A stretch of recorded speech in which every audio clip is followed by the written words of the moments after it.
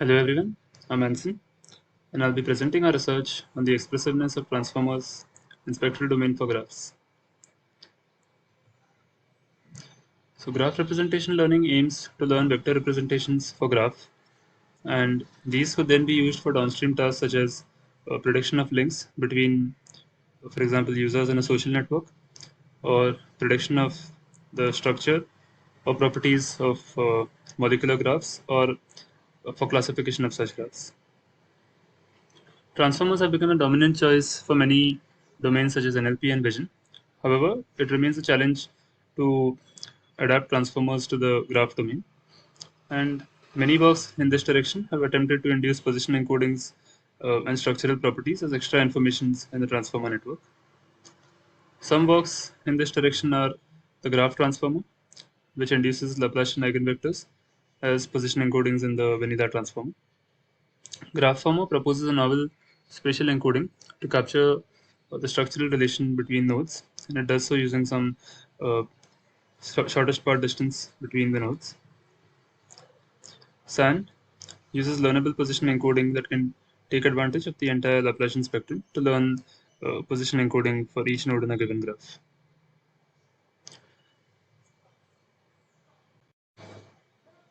Orthogonal to this work, we aim to study the expressiveness of transformers in the spectral domain or in the frequency domain.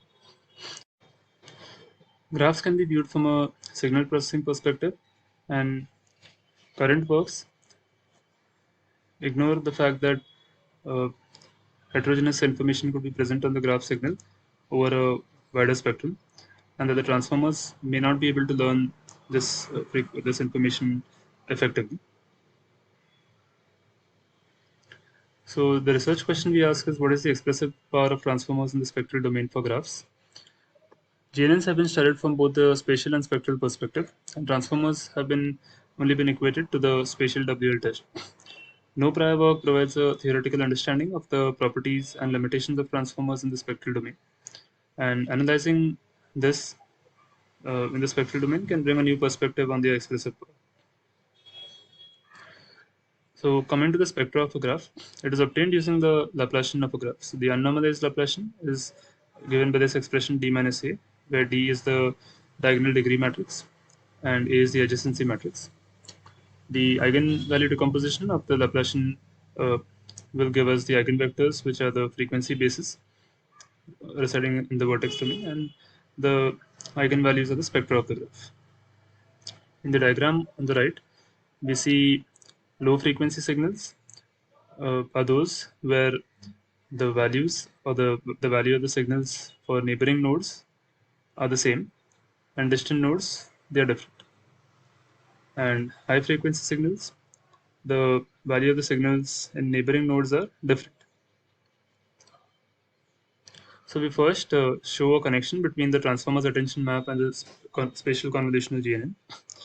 So we show that the attention map of the transformer is a special case of the spatial convolution GNN. This is to say that the attention map of the transformer performs filtering and convolution operations as the convolution GNN. So we study the frequency response of the transformer's attention map to get the behavior of the transformer in the spectral domain. The two figures on the left show the empirical frequency response of the transformer without P and with P. So we observe that majority attention is focused on the lower frequency component, specifically the zero frequency component. That is, the transformers seem to learn functions containing low pass characteristics and does not selectively attend to the important regions of the entire spectrum.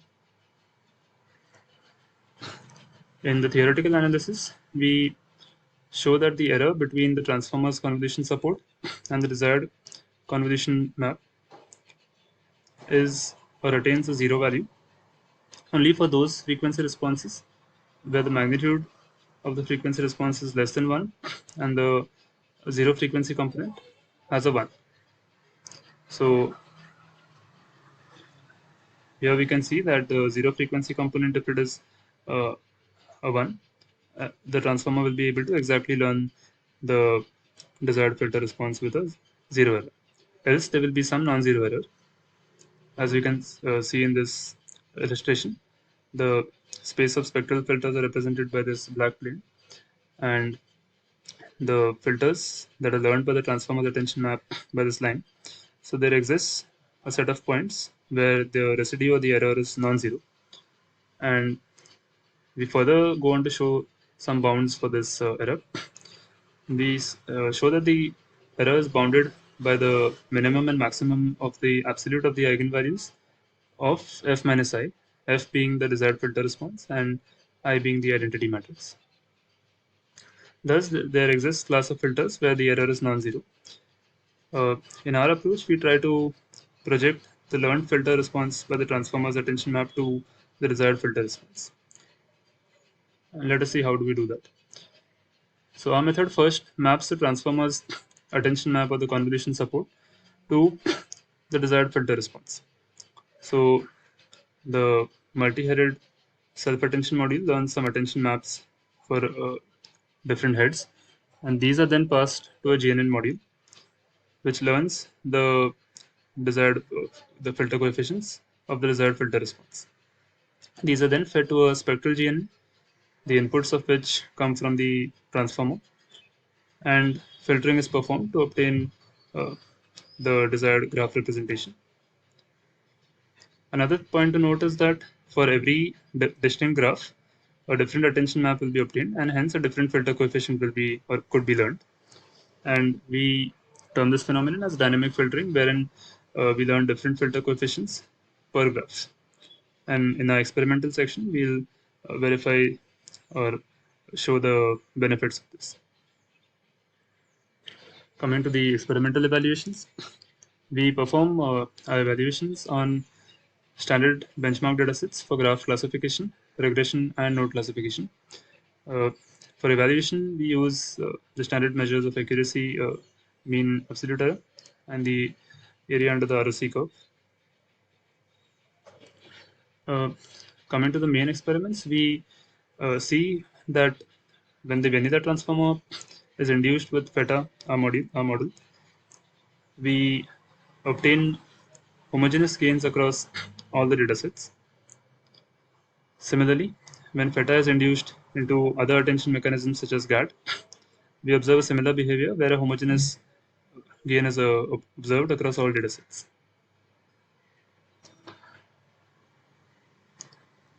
So, on the effect of dynamic filtering versus static filtering, we perform a study wherein the table here, the second row, represents the static filters, that is, the filters are not learned from transformer's attention map, but they are static. These coefficients are static. So we see that the static filters consistently show lower performance with respect to dynamic filters. Dynamic filters use Chebyshev basis and Arama basis. And this shows that the effectiveness of dynamic filtering module rather than using a static filter. We further go on to visualize the filter responses of the individual filters learned on the graphs on the Singh dataset. And here we see filters such as high pass, band reject, low pass, and so on. And this shows the effectiveness of our module FeTA in learning any desired filter response according to the graph and the task. We further perform some ablations on a synthetic dataset, which is constructed by placing the eigenvectors on the nodes of the graph. And the eigenvectors correspond to low and high frequency components of an SBM graph. And so here on the left, we see a low frequency characteristic, and on the right, we see a higher frequency characteristic. The graph interactions on this graph could be learned using frequency response, which focuses on the lower frequency components, whereas the interactions on this graph could be learned using frequency responses focusing on the higher frequency components. On the figure on the right is the aggregated frequency response of our module, and we see that Our module effectively learns filters that captures both the lower and the higher end of the spectrum as desired. Coming to the results on this dataset, on the top row, the static filter consistently performs lower than the dynamic filtering module with the parameters kept the same. This shows that when filters are dynamically learned, the spectra of the graph is captured effectively and we can learn desired filters which are beneficial to the tasks. Finally, we note that the frequency responses learned in the spectral domain can correspond to or can give a sense of how the nodes are being aggregated in the vertex domain.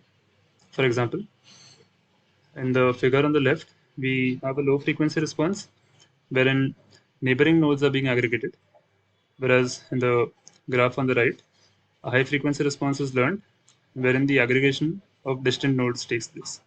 So this shows that uh, FeTA module or in any module that learns to capture the entire spectrum of the graph, we can perform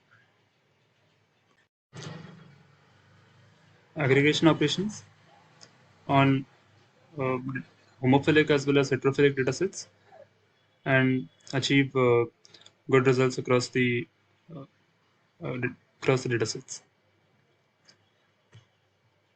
Finally, to summarize, we theoretically show that the vanilla transformer self-attention focuses only on certain frequency regions and is not effective in capturing the entire graph spectrum. Our proposed FeTA framework induced in a transformer and other attention mechanisms such as GAT effectively learns multiple filters per head and is able to capture the frequency domain. Some open research questions are, while we project the transformer's self-attention to the desired filter response, it remains open to see whether the self-attention mechanism can be modified so that it can have the behavior of any desired filter response. Uh, Secondly, can we study other families of attention mechanisms such as GAT in the spectral domain to understand their expressiveness and limitations? Uh, Finally, can we scale the method to larger graphs so as to have better computational complexity, which is linear or sublinear? Thank you.